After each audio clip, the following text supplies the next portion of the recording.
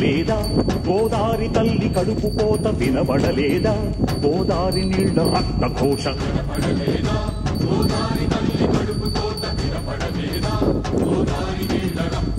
గుండె నిండా పాలున్న బిడ్డల కందించలేని తల్లి బతుకు దేనికని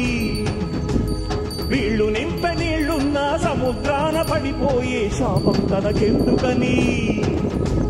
బరువైదయ కరువై తను వెలియై కబలియై ఉప్పు సాగరాలలోకి వెళ్ళలేక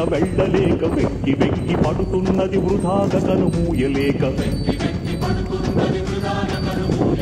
ఆ అలల అలదడి ఆ తడియారని కంట తడి ఆ అలల అలదడి తడియారని కంట తడి కనబడలేదా